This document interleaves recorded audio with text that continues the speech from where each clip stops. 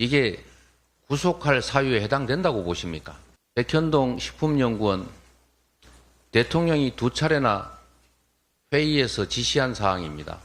공문으로 저희가 보여드렸지 않습니까? 사업 이익을 더 나눠받지 못했으니 배임이다. 대한민국이 사회주의 국가입니까? 이재명이 하는 일에 대해서만 검찰은 갑자기 공산주의자가 되고 있습니다. 공사가 사업에 참여했을 경우에 얻을 수 있었던 최소 확정 이익 200억 원을 받지 못하게 돼서 공사에 최소 200억 원 상당의 손해를 가했다는 겁니다. 이 의원과 정진상은 연배가 높은 김인섬을 형님으로 호칭해왔고 성남시장 재선 이후에는 이 사건 개발 사업 관련 청탁이 들어오자 보답을 해야 하는 공생관계였습니다. 말도 안 되는 옹벽 설치를 불법적으로 허가해줬습니다. 예, 국민들께서 뉴스로 보시고 놀란 바로 그 옹벽이 맞습니다. 김인섭의 말도 안 되는 청탁을 들어준 겁니다. 우편으로. 자, 어쩌면 이 대표의 가짜 이 관련된 뉴스뿐만 아니라 진짜 가시밭길은 어쩌면 지금부터 시작일지도 모르겠습니다. 법원 리스크. 자, 서울 강서구에서 승전보가 날아들었습니다만 검찰은 이재명 대표를 기소했어요. 예, 그렇습니다. 이 백현동 특혜 의혹과 관련해 검찰이 이재명 대표를 불구속 기소했는데요. 이 대표가 성남시장 시절이던 백현동 사업브로커 성남시장 시절에 이 백현동 사업브로커 김인섭 씨의 청탁을 받고 성남도시개발공사를 사업에서 배제시키고 민간업자에게 단독 사업권을 줬다. 이 내용으로 성남시에 200억 원 가량의 손해를 끼쳤다. 이런 혐의에 배임이 적용됐습니다. 예. 검찰은 최종 결정권자인 이 대표가 직접 결제한 서류 같은 것들이 있기 때문에 물적 증거가 확보가 돼서 입증이 충분하다. 이런 입장을 보이고 있거든요. 구속영장이 청구가 됐던 백현동 또 위증교사, 대북송금 의혹 등 가운데 백현동 사건에 먼저 기소를 하고 대장동 특혜 의혹 재판과 병합을 해달라 이렇게 검찰은 법원에 요청하기도 했습니다. 예. 자, 그런데요. 검찰이 아주 커다란 물음표를 하나 던졌습니다. 이러면서 왜 이재명 대표 영장에 적시됐던 3가지 의혹 가운데 백현동을 콕 집어서 먼저 불구속 기소를 했을까? 자, 이게 어떤 전략일까? 오늘은 이 의문을 풀어보도록 하겠습니다. 먼저 지난달 구속영장 심사한 재판부가 뭐라고 했느냐? 위증교사 의혹에 대해서는 혐의가 소명이 됐다라고 했어요. 그러니까 검찰의 혐의가 어느 정도 소명이 됐다라고 했으니까 모두들 다 위증교사를 먼저 할 거라고 생각을 했거든요. 자신 있는 부분부터 먼저 하니까. 그리고 백현동 특혜 의혹은 직접 증거가 부족하다. 영장실질심사 담당 판사는 그렇게 봤어요.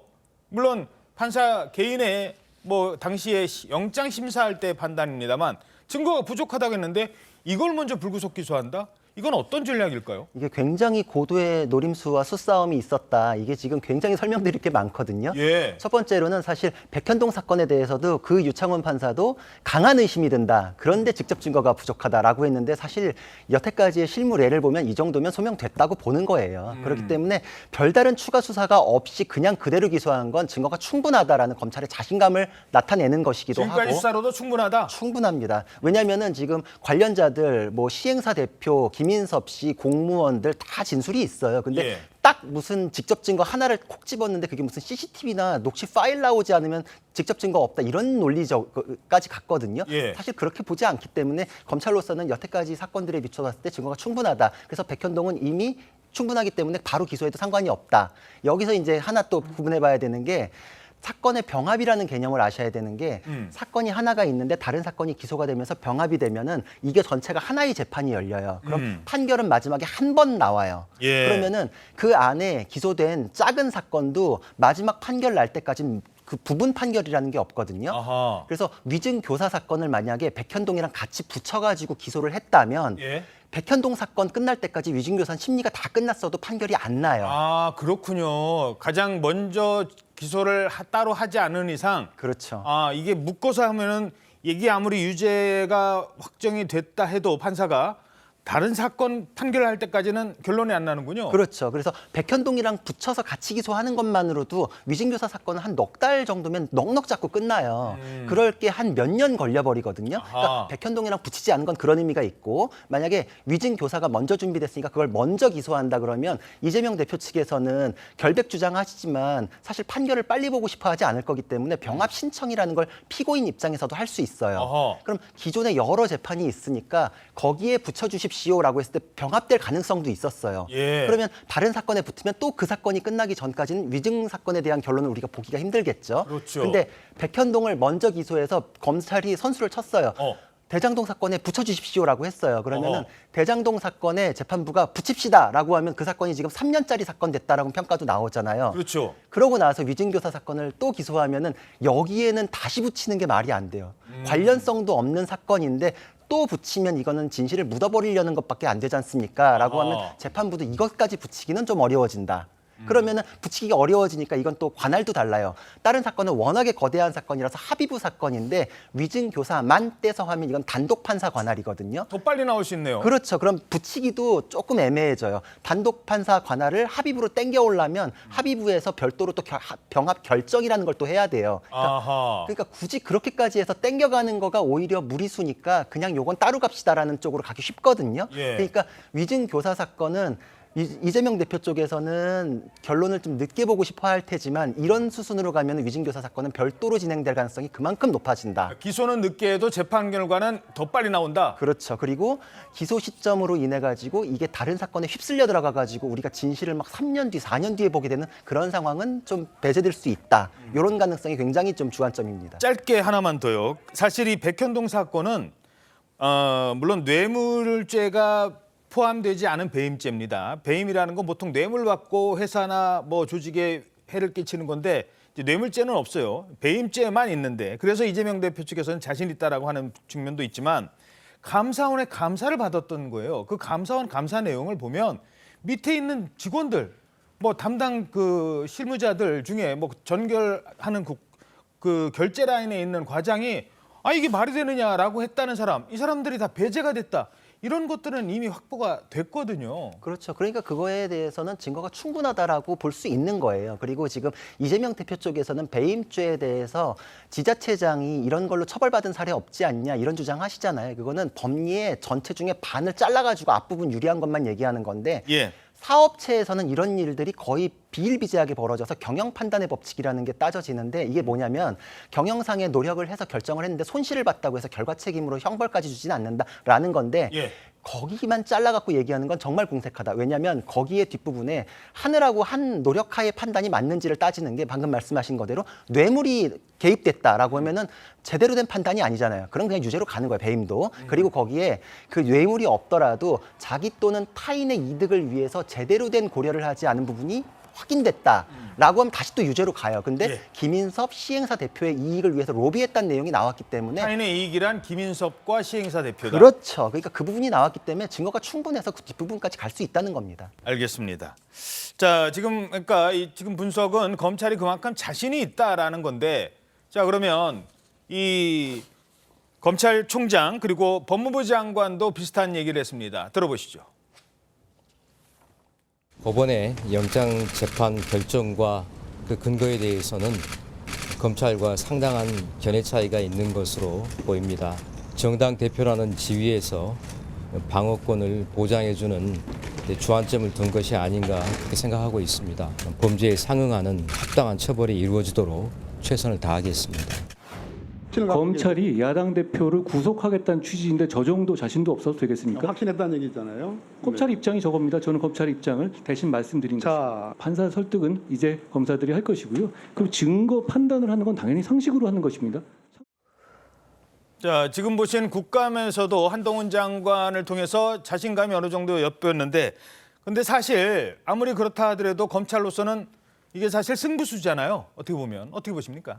그렇죠. 아까 이원석 검찰총장이나 한동훈 장관이 얘기를 했습니다. 제1야당 대표를 기소하는데 준비가 없었겠느냐. 이 부분을 잘 봐야 됩니다.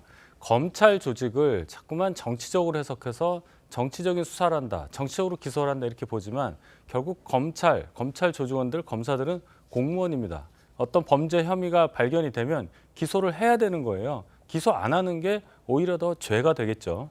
지금 잘 보시면 이재명 대표 관련해서 영장이 기각됐다고 해서 마치 검찰이 사건이 되지도 않는 죄가 없는 것을 무리하게 기소했다는 논리를 갖고 있는 분들이 상당히 많습니다.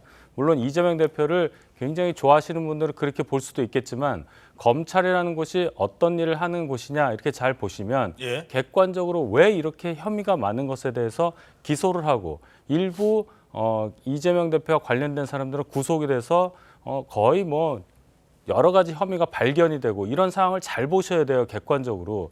정치적으로 사건을 기소를 하고 뭔가 몰아붙였을 때 법원조차 영향을 받느냐, 그렇지 않다고 다 보지 않습니까?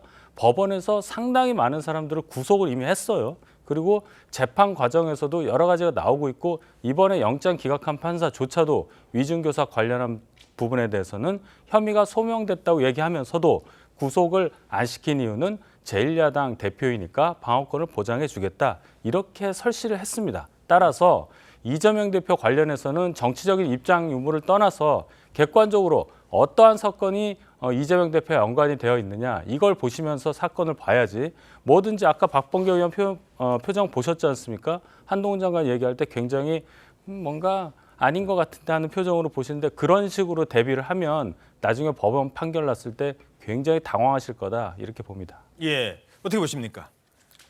저는 이제 영장 기각으로 검찰이 사실 좀 충격에 빠졌는데 이제 강서구청장 선거에서 또 여권이 패배했으니까 검찰이 구원투수로 다시 등판하고 있다. 저는 이렇게 봅니다.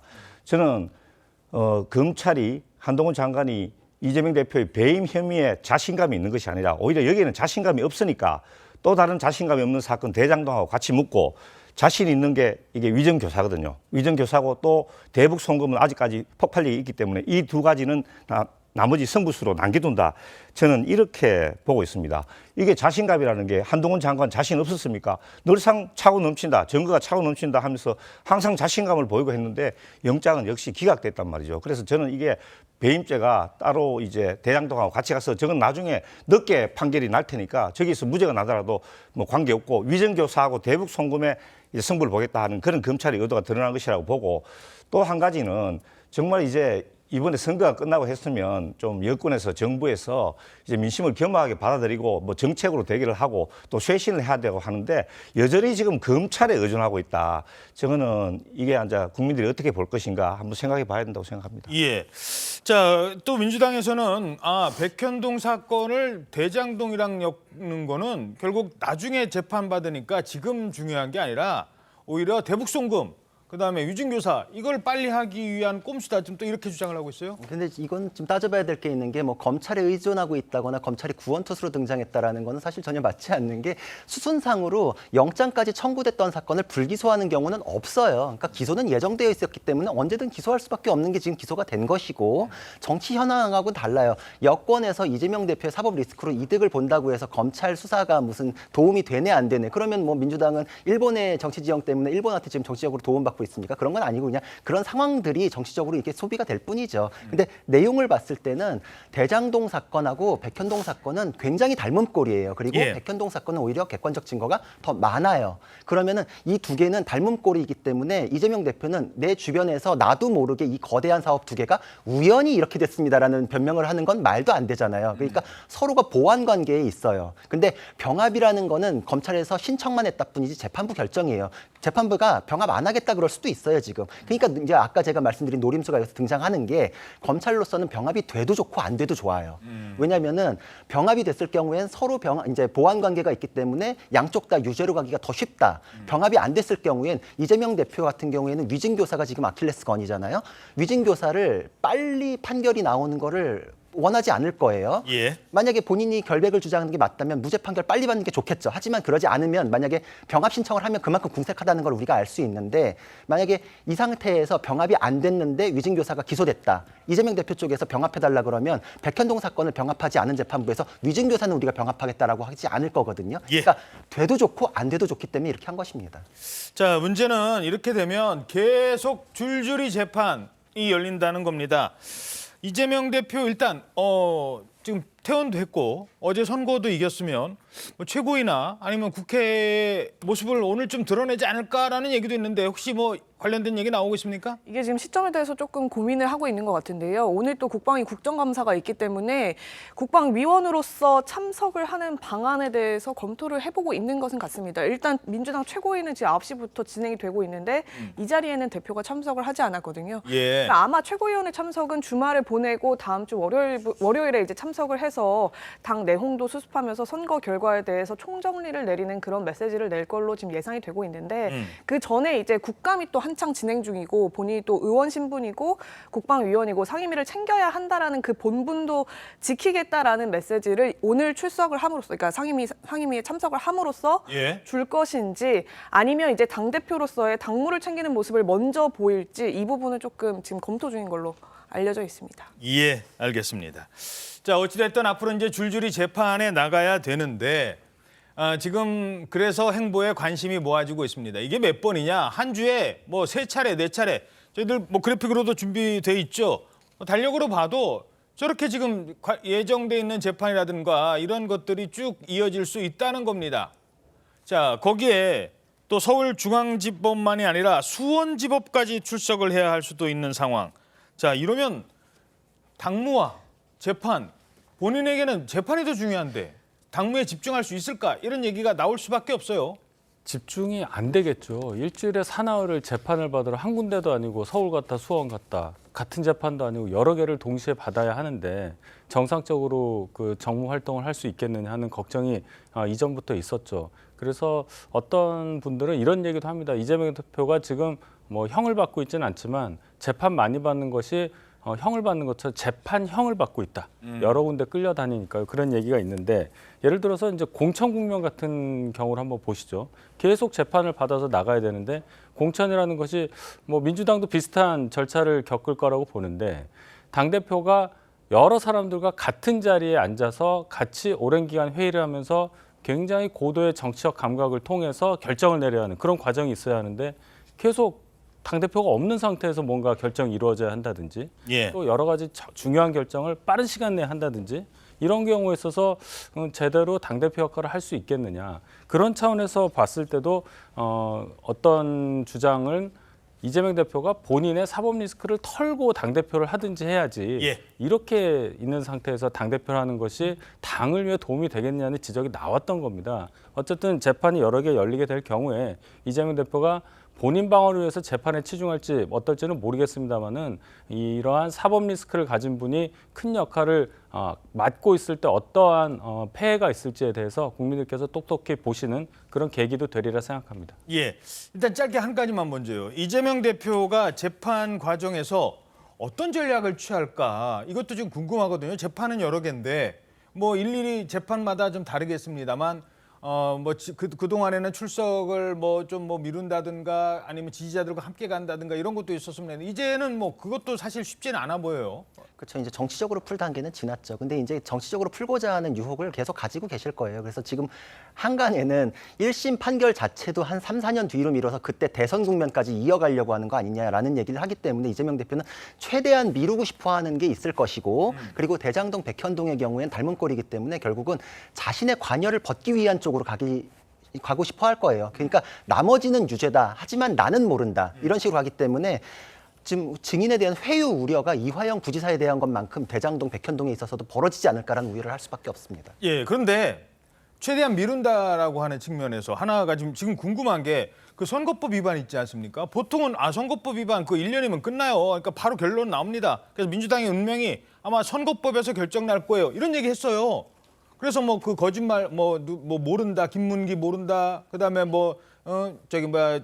국토부에서 내가 저거 받은 거다 뭐 이렇게 얘기했잖아요. 협박받은 거다.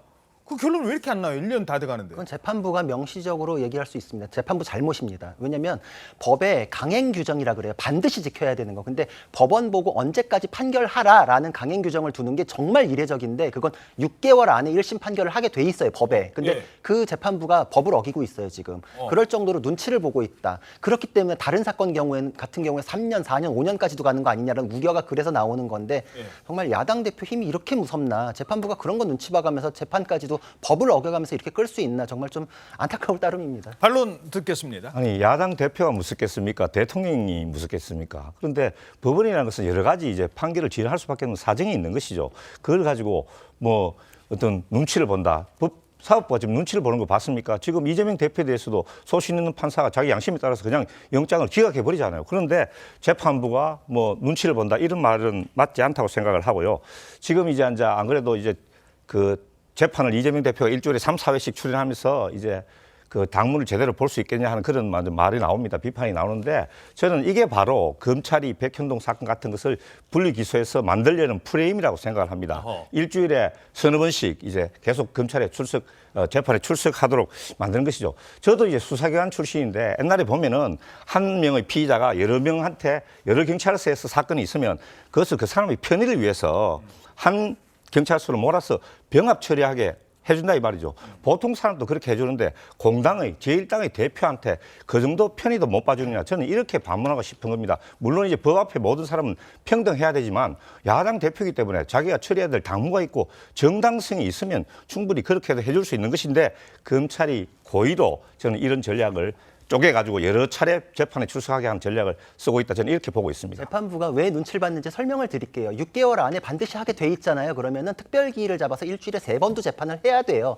근데 그렇게 안 잡고 띄엄띄엄 해가지고 재판이 늘어졌을 뿐만 아니라 단식한다 그래서 미뤄주고 누가 그렇게 진행합니까? 6개월을 맞추기 위해서 얼마나 노력을 하는지 몰라요. 제가 그런 재판하기 위해 가지고 정말 변론 준비할 때 눈물이 날 정도로 힘들었는데 이재명 대표 여유 있게 가잖아요. 개인 사정 때문에. 그러니까 이런 것들이 법을 지키기 위한 노력이나 재판부가 눈치를 보는 것과 다르다. 그리고 유창훈 판사의 경우에도 영장 기각이 소신이 있다고요? 전혀 그렇지 않은 게 여태까지의 기준대로면은 그런 이상한 결정은 안 나요. 여태까지의 기준대로면 소명됐다고 보고 발부됐어야 되는데 그것은 그러니까 쉽게 말하자면 70년 전통의 맛집에서 기존 레시피대로 모두 다 맛있다고 하는 음식 내놨는데 기존에 맛있다고 와서 이제 드시던 손님이 갑자기 이건 맛있다고 단언할 수 없어 그래서 별 1개짜리 별점 테러한 거예요. 그러니까 여태까지하고 다르니까 다르다고 말씀드릴 수밖에 없습니다. 알겠습니다. 야, 잠깐만요.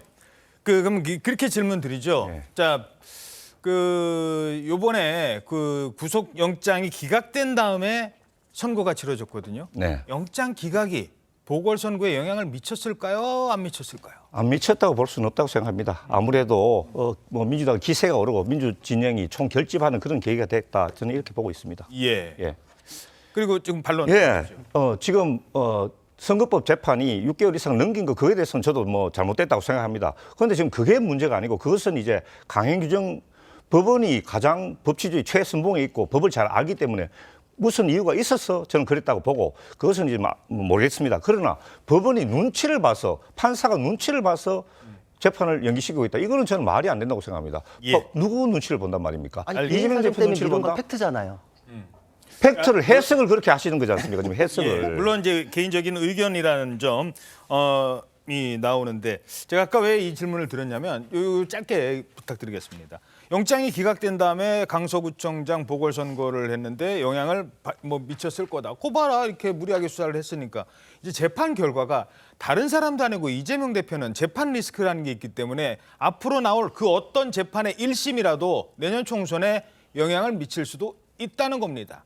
제일 먼저 나올 재판, 제일 먼저 유무죄가 가려질 재판, 총선 전에 뭘지, 뭐 지금 선거법 6개월 규정해놨는데도 지금 안 하고 있는데 그걸지, 아니면 위증교사일지, 아니면 또 다른 사건일지, 지금 이게 내년 총선에 상당히 영향을 미칠 수도 있거든요. 어떤 재판이, 다른 거 뭐 유무죄는 빼놓고 어떤 재판이 가장 먼저 총선 전에 나올 것인가? 지금 사건만으로 보면 사실 공직선거법 위반 사건이고 아직 기소가 되지 않았기 때문에 그렇지만 사이즈로 봤을 땐 기소가 되면 위증교사 사건 이렇게 2개가 먼저 나올 수 있는데 물리적으로 가능한데 지금 흐름으로 봤을 때는 재판부가 아마 1, 2월 때에 또 인사이동이 있거든요. 그때는 또 재판을 또 띄엄띄엄 잡아요. 그 핑계가 있기 때문에 아마 총선 뒤로 미뤄질 가능성이 있습니다. 아, 그렇군요. 이게 또 이 가정입니다만 유죄가 되면 예를 들어서 선거법 위반 유죄가 되면 그건 일단 다음에 뭐 총선 출마 이 개인적인 문제가 아니라 당 자체가 지난번에 지원받은 그 수많은 돈을 다